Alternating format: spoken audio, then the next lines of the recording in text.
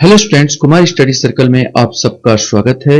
छत्तीसगढ़ प्रयोगशाला परिचारक भर्ती 2023 को आगे बढ़ाते हुए हम लोग जीव विज्ञान पर कुछ ऑब्जेक्टिव क्वेश्चंस यहाँ पर देखेंगे।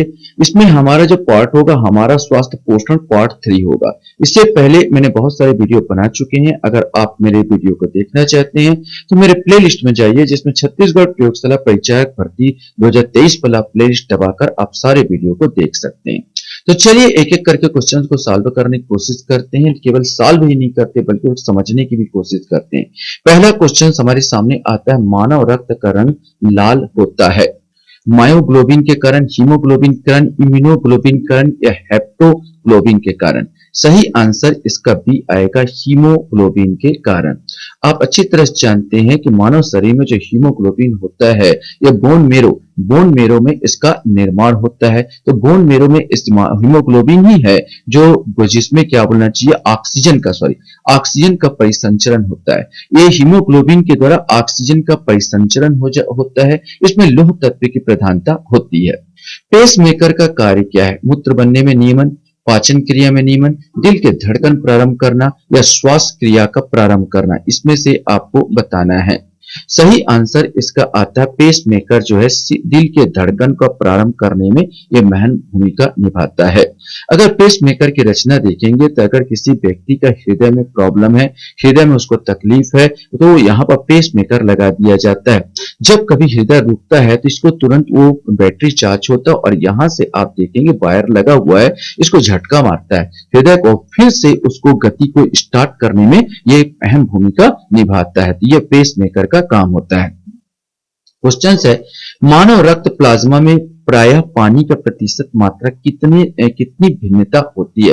माने मानव रक्त प्लाज्मा में प्राय पानी की प्रतिशत मात्रा, प्लाज्मा और पानी का यह अनुपात है, कितने प्रतिशत इसमें पानी पाया जाता है, यह आपको बताना है। 60 से 64, 70 से 75, 80 से 82, 91 से 92, इनमें से आपको कुछ सही आंसर बताना है। सही आंसर इसका डी आएगा, 91 से 92 या 90 से 92 के आसपास प्लाज्मा में जो होता है पानी होता है। अगर बात किया जाए रक्त प्लाज्मा, रक्त का अजीवित तरल भाग होता है। इसमें 90 से 92% जल, 7% प्रोटीन, 0.9% लवण और 0.1% ग्लूकोज होता है। नेक्स्ट क्वेश्चन है, मानव की लाल रुधिर कणिकाओं की आयु निम्नलिखित में से कितनी होती है? यह आपको बताना है। अनिश्चित है, 120 दिन है, 180 दिन है, जब तक व्यक्ति जीवित रहता है। इसमें से कोई एक आएगा। सही आंसर बी आएगा, 120 दिन। 120 दिन यहाँ पर मानव रुधिर कणिका आरबीसी या रेड वाइट ब्लड कार्पोसेल्स, यहाँ पर आरबीसी की बात किया जा रहा। आरबीसी माने होता है रेड वाइट कार्पोसेल्स। इसका जो जीवन काल 120 दिन तक होता है। सर्वग्राही कौन सा रुधिर वर्ग है? सर्वग्राही ए, बी, ओ, बी या ए? यहाँ पर ओ सर्वदाता है और ए भी सर्वग्राही है, अर्थात ओ से भी रक्त ले सकता है, बी से भी रक्त ले सकता है, ए से भी रक्त ले सकता है, और ए बी वाले भी हो तो ए बी वाले आराम से इसको रक्त दे सकते हैं। इसलिए ए बी को सर्वग्राही के रूप में हम जानते हैं। या हम इस प्रकार कह सकते हैं, जैसे आपने देखा है कि ए बी की बात किया जाए तो ये सबसे रक्त ले रहा है, ओ से भी ले रहा है, ए से भी ले रहा है, बी से भी ले रहा है, ए बी से तो ले ही रहा है। बीसीजी का प्रतिरक्षण होता है, ये आपको बताना है। बीसीजी से किसका प्रतिरक्षण होता है? खसरा के लिए, ट्यूबरकुलोसिस के लिए, डिप्थीरिया के लिए, कुष्ठ रोग के लिए। सही आंसर बी आएगा, ट्यूबरकुलोसिस अर्थात टीबी अर्थात यक्ष्मा, इसके लिए इसका बीसीजी का टीका का लगाया जाता है। विशेष करके बच्चे में ही लगा दिया जाता है इस टीके को। क्वेश्चन से, लाल चींटियों में निम्नलिखित में से कौन सा अम्ल पाया जाता है? ये आपको बताना है। एसिटिक अम्ल, ब्यूटेरिक अम्ल, कैप्रोइक अम्ल या फार्मिक अम्ल? सही आंसर डी आएगा, फार्मिक अम्ल। इसमें फार्मिक अम्ल पाया जाता है। चाहे जितने भी चींटियां हो या बर्रे हो जो हमको डक लेती, मधुमक्खियां हो, ये सब फार्मिक अम्ल पाया जाता है, जो डंक मार के हमारे शरीर में डालती है, जिसमें काफी जलन होती है। रोहिणी, गलघोटू और इन्फ्लुएंजा के होने का क्या कारण है? रोहिणी, गलघोटू या डिप्थीरिया बोल दीजिए इसको। क्रमशः विषाणु और जीवाणु ज्ञान, क्रमशः जीवाणु और विषाणु, जीवाणु, जल प्रदूषण, इसमें से कोई एक आएगा। सही आंसर इसमें बी आता है, क्रमशः जीवाणु और विषाणु। इन्फ्लुएंजा सामान्य जो सर्दी खांसी होती है ये अक्सर विषाणु जनित रोग होती है। रोहिणी, गलघोटू या डिप्थीरिया की बात करूं तो जीवाणु से होता है। एड्स है एक जीवाणु जन्य रोग, विषाणु रोग, कपकी रोग या शैवाल रोग। एड्स जो वास्तव में विषाणु वायरस के द्वारा ये फैलता है, वायरस से ये होता है। Acquired immunodeficiency syndrome, AIDS एक ऐसी जानलेवा बीमारी है जो human immunodeficiency virus HIV के कारण फैलती है। यह वायरस आपकी प्रतिरक्षा प्रणाली को नुकसान पहुंचाकर आपके शरीर की संक्रमण और बीमारी से लड़ने की प्रतिरोधक क्षमता को कमजोर करता है। अगर मैं सरल भाषा में समझाऊं तो इनके वायरस जो WBC होते हैं, WBC का काम क्या है? WBC का जो हमारा जो RBC, दो प्रकार के जो सेल्स होते हैं, एक RBC होता है जो कि ऑक्सीजन पहुंचाने का काम करता है शरीर में, और WBC रोगों से, बैक्टीरिया से लड़ने का काम करता है। और ये वायरस इन्हीं WBC को खा जाता है, जिससे हमारा लड़ने की क्षमता ही खत्म हो जाता है। क्वेश्चन है टिटनेस का कारण होता है, ये आपको बताना है टिटनेस किसके कारण फैलता है? क्लॉस्ट्रिडियम वायरस, बैक्टीरियोफेज या सोलोमोनेला। सही आंसर ए आएगा, क्लॉस्ट्रिडियम टिटेनी। पूरा नाम है क्लॉस्ट्रिडियम टिटेनी से टिटनेस यहाँ पर होता है या फैलता है। विशेष करके जंग धरे हुए कोई चीज से आप पे खरोच आती तो उससे टिटनेस हो सकता है। पेनिसिलिन की खोज किसने की थी? Alexander Fleming, Louis Pasteur, Dresser या एडवर्ड जेनर। इसमें से आपको बताना है। सही आंसर ए आएगा, अलेक्जेंडर फ्लेमिंग ने पेनिसिलिन की खोज की थी। पेनिसिलिन के बारे में थोड़ा सा वर्णन करूं तो दुनिया की पहली एंटीबायोटिक मेडिसिन पेनिसिलिन की खोज 28 सितंबर 1928 को हुई थी। यह खोज नोबेल विजेता साइंटिस्ट अलेक्जेंडर फ्लेमिंग ने के एक एक्सपेरिमेंट के दौरान एक्सीडेंटली हो गई थी। पेनिसिलिन किससे प्राप्त की जाती है? अब यहाँ पर क्वेश्चन हमारे सामने, फफूंद से, शैवाल से, वायरस से या जीवाणु से, इसमें से आपको बताना है। सही आंसर इसका ए आएगा, ये फफूंद से प्राप्त होती है। फफूंद अगर मैं बोलूं तो आपने देखा हो जिसको मशरूम आप कहते हो, इसी से जो पेनिसिलिन का निर्माण होता है। क्वेश्चन हमारे सामने यहां पर आता है, इंसुलिन का आविष्कार किसने किया? F बेंटिंग ने, एडवर्ड जेनर ने, रोनाल्ड रॉस ने, S.A. वैक्समैन ने। इसमें से आपको बताना है। सही आंसर ए, F बेंटिंग ने इंसुलिन का आविष्कार किया। इंसुलिन पैनक्रियाज से सिक्रेशंस होता है जो शरीर में आमाशय के पास, यहाँ पर डियोडिनम के बगल में यहाँ पर लगा होता है पत्ती के आकार का। इंसुलिन ये निकालती है जो ग्लूकोज का पाचन करने में सहायक होता है।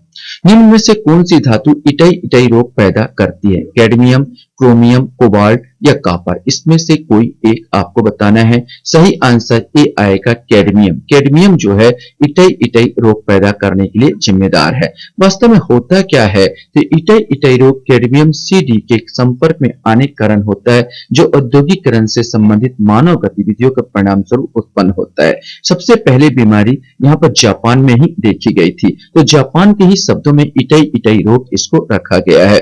वायरल संक्रमण से होने वाला रोग कौन सा है? टाइफाइड, हैजा, जुकाम या मलेरिया। पहले ही मैंने आपको कहा कि साधारण जुकाम है जो इन्फ्लुएंजा के नाम से जाना जाता है, वो ये वायरल संक्रमण से होता है। मैं वायरस के द्वारा जो हो रहा है इन्फ्लुएंजा होता है या जुकाम होता है। मलेरिया पैरा आप जानते हो ये छोटे छोटे सूक्ष्म जीवी द्वारा यह फैलता है, प्लाज्मोडियम द्वारा। टाइफाइड, हैजा ये सब बैक्टीरिया द्वारा फैलाए जाते हैं। क्वेश्चंस हमारे सामने यहाँ पर आता है, दुग्ध शर्करा कौन सा है? लैक्टोज, माल्टोज, ग्लैक्टोज या सुक्रोज। सही आंसर इसका ए आएगा, लैक्टोज दुग्ध शर्करा है। चेचक के लिए टीके वैक्सीनेशन का आविष्कार किसने किया था? Sir Frederick Grant Banting, sir Alexander Fleming, Edward Jenner या लुई पास्चर। इसमें से आपको बताना है। सही आंसर सी आएगा, एडवर्ड जेनर ने चेचक के टीके का आविष्कार किया था। थोड़ा सा अगर हम लोग डिटेल में देखें तो एडवर्ड जेनर ने चेचक के टीके की खोज 1796 में की थी। चेचक का टीका दुनिया का पहला टीका है, ये भी इंपॉर्टेंट हो है क्वेश्चन। ये चेचक का टीका याद रखना दुनिया का पहला टीका है। क्वेश्चन से डीपीटी का टीका निम्नलिखित में से किस रोग में बचाव में दिया जाता है? रोहिणी, गलघोटू, पोलियो, यक्ष्मा, रोहिणी कुकुर खांसी या यक्ष्मा, रोहिणी कुकुर खांसी, टिटनेस, रोहिणी पोलियो या टिटनेस। इसमें से आपको बताना है कौन सा ये सही आएगा। सही आंसर इसका सी आएगा, रोहिणी या जिसको गलघोटू बोलते हैं या डिप्थीरिया बोल दो, कुकुर खांसी और टिटनेस के लिए यह दिया जाता है। जब बच्चा डीपीटी का टीका में शिशु का जन्म के 6 सप्ताह बाद लगाया जाता है, ये भी क्वेश्चन याद होना चाहिए, 6 सप्ताह बाद लगाया जाता है। यह टीका काली खांसी, टेटनेस और डिप्थीरिया इन तीनों रोगों को बचाव में दिया जाता है। तो जिसे हम कुकुर खांसी बोलते हैं या खाली खांसी बोल दिया जाता है, रोहिणी को ही डिप्थीरिया कहा जाता है। क्वेश्चन है चिकन पॉक्स निम्नलिखित में से किससे होता है, ये आपको बताना है। प्रोटोजुआ से, जीवाणु से, विषाणु से या कवच या फंगस से, इसमें से आपको बताना है। चिकन पॉक्स वास्तव में विषाणु जनित रोग है, विषाणु वायरस से यह होता है। मुख से लिए जाने वाला पोलियो वैक्सीन का विकास किसने किया? Louis Pasteur, Albert Bruce साबिन, sir Robert पील या रॉबर्ट कोच। सही आंसर बी आएगा, अल्बर्ट ब्रूस साबिन ने मुख से लिए जाने वाले पोलियो वैक्सीन का विकास किया था। पोलियो तो वैसे भारत देश से खत्म हो चुका है। दुनिया भर में पोलियोमियसिस या पोलियो का मुकाबला करने के लिए 2 पोलियो वैक्सीन का प्रयोग किया जाता है। पहला जोन साल्क द्वारा विकसित किया गया था और 1952 में इसका पहला परीक्षण किया गया। मौखिक टीका अल्बर्ट साबिन द्वारा तनु कमजोर किए गए पोलियो वायरस से उपयोग करके विकसित किया गया था। ऐसे बोला जाए तो जोन साल्क ने विकास किया था, जो कि टीका लगा के देते थे, इंजेक्शन के थ्रू देते थे, लेकिन मौखिक रूप से देने वाला जो अल्बर्ट साबिन द्वारा विकसित किया गया था। क्वेश्चन हमारे सामने आता, मक्खी से निम्नलिखित में से कौन सी बीमारी फैलती है? आम, सर्दी, जुकाम, मलेरिया, फ्लू या आंत्र ज्वर। मक्खी से आंत्र ज्वर ये फैलती है।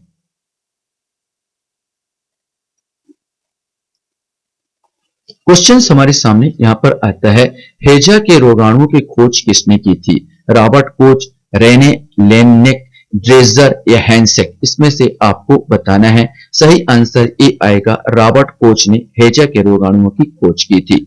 रेबीज अलर्ट निम्नलिखित में किसके द्वारा होता है? जीवाणु, बैक्टीरिया, विषाणु, वायरस, कवक, फंगस या शैवाल। रेबीज जिसे हाइड्रोफोबिया के नाम से भी जाना जाता है, ये विषाणु जनित रोग है, वायरस से फैलता है। इसके बारे में थोड़ा और जानकारी, तो हेजा के रोगाणु, पहले थोड़ा सा हेजा के बारे में बताऊं तो हेजा के रोगाणु खोज रॉबर्ट कोच ने की थी। हेजा एक संक्रामक आंत्र शोथ है जो वाइब्रियो कॉलेरी नामक जीवाणु के कारण होता है। तो ये इसकी खोज जो है जगह रॉबर्ट कोच ने की थी। रेबीज के बारे में थोड़ा सा जानकारी दे दूं तो रेबीज अलर्ट बोलते हैं जलांतुक। इस रोग में व्यक्ति जल से डरने लगता है, जल से परहेज करने लगता है, चिल्लाने लगता है पानी को देखते ही। एक विषाणु जनित बीमारी है जिसके कारण अत्यंत तेज एंसेफ्लाइटिस, मस्तिष्क का सूजन इंसानों एवं गर्म होता है। इसमें वास्तव में इंसानों एवं अन्य गर्म रक्त जानवरों में हो जाता है। विशेष करके आप कुत्ते उत्ते के काटने से यह बीमारी होती है। निम्नलिखित में से कौन सा रोग प्राय वायु के माध्यम से फैलता है? ये आपको बताना है। प्लेग, टाइफाइड, ट्यूबरकुलोसिस या हैजा। सही आंसर सी, ट्यूबरकुलोसिस, जिसको हम लोग टीबी के नाम से जानते हैं। टीबी जो होता है एक जो हवा के द्वारा फैलता है, एक व्यक्ति से दूसरे व्यक्ति में कांसते समय ये फैल जाता है। तो ट्यूबरकुलोसिस इसका सही आंसर आएगा। क्वेश्चन से निम्नलिखित में से कौन सा रोग संक्रामक है, माने एक दूसरे से फैलता है? मधुमेह, डिप्थीरिया, गठिया या कैंसर। सही आंसर बी आएगा। डिप्थीरिया एक ऐसा रोग है जो कि वास्तव में एक से दूसरे में फैल सकता है। मधुमेह पेनक्रियास में खराबी के कारण होता है। गठिया ये सब जब फैलता नहीं है छूने उने से किसी से। और कैंसर भी प्रत्येक का एक इसका कारण ही पता नहीं चल पाया आज तक कि वास्तव में कैंसर किसके कारण ये फैलता, न जीवाणु न विषाणु, बस कोशिकाएं उत्तेजित होने लगती है और बड़ा भर डिवाइड होने लगती है, जिससे बहुत कष्ट होता है व्यक्ति को। पोलियो का कारण क्या है? बैक्टीरिया, फंगस, वायरस या इंसेक्ट किट। अभी हमने बताया डिटेल में, तो आप समझ गए होंगे पोलियो का जो कारक है वायरस है, विषाणु है। निम्न में से कौन सा मलेरिया पैदा करता है? कीट, बैक्टीरिया, प्रोटोजोआ या वायरस? वास्तव में मलेरिया जो है यद्यपि मादा एनाफिलीज द्वारा फैलाया जाता है, लेकिन ये प्रोटोजोआ वाला रोग होता है। अर्थात मैं इसको डिटेल से देखूं तो मलेरिया लाल रक्त कोशिकाओं का संक्रमण है, जिसमें प्लाज्मोडियम की 5 प्रजातियों में से एक प्रोटोजोआ होता है।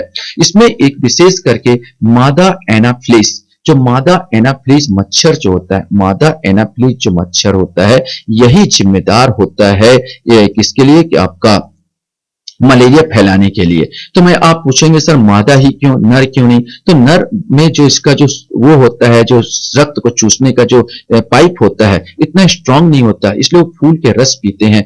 जो मादा है उनको अंडे देने होते हैं, इसलिए इतना स्ट्रांग होता है कि आराम से मनुष्य के त्वचा को छेद कर देते हैं। इसलिए मादा एनाफिलीज का ही उपयोग किया जाता है, यही फैलाती है। क्वेश्चन है एथलीट फुट रोग का कारण क्या है? जीवाणु संक्रमण, प्रत्युत जड़ता या एलर्जी, विषाणु या कवक या फंगस? सही आंसर इसका कवक या फंगस से ही एथलीट फुट यहां पर हो जाता है। थोड़ा डिटेल में अगर बात करें तो एथलीट फुट तब होता है जब पैरों पर टीनिया फंगस बढ़ता है। कवक गर्म नम वातावरण में पनपता है या आमतौर पर शॉवर में, लॉकर रूम के फर्श पर और स्विमिंग पूल के आसपास पाया जाता है। क्वेश्चन हमारे सामने यहाँ पर आता है, निम्नलिखित में से कौन सा रोग रक्ताधान द्वारा नहीं फैलता? माने रक्त के द्वारा जब किसी व्यक्ति को रक्त आप चढ़ा रहे हैं, उसके द्वारा कौन सा रोग नहीं फैल सकता? हेपेटाइटिस, टाइफाइड, HIV या मलेरिया? इसमें से आपको बताना है। सही आंसर बी आएगा, टाइफाइड। ये रक्ताधान के द्वारा नहीं फैलता, ये रोग वास्तव में पानी के द्वारा, पानी से ही फैलता है। इसके जो जीवाणु होते हैं ये पानी में ही पाए जाते हैं, गंदे पानी के सेवन से ये विशेष करके टाइफाइड होता है। मलेरिया तो प्लाज्मोडियम के द्वारा होता है। हेपेटाइटिस और HIV ये वायरस जनित रोग हो सकते हैं, ये होते हैं। निम्नलिखित जोड़ों में से किसका मेल सही बैठा है? टिटनेस, BCG, राजचश्मा, TB, ATS, malaria, chloroquine, scurvy, thiamine? सही आंसर मलेरिया। ये जो मलेरिया जो है, इसी के दवाई का नाम जो है क्लोरोक्विन है। तो क्लोरोक्विन लेते हैं मलेरिया के दवाई के रूप में। आशा करता हूं यह वीडियो आपको अच्छा लगा होगा। आप लोग मेरा वीडियो को वॉच करते हो, इसलिए धन्यवाद। Thank you very much.